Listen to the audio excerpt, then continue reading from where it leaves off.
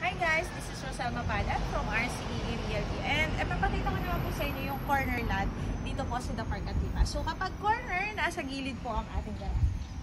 So mas maganda kasi mas malaki yung lote and welcome po sa loob. So syempre corner to, mas malaki po at mas malawak ang kanyang floor area. So ayan, ang sopa nyo po maganda.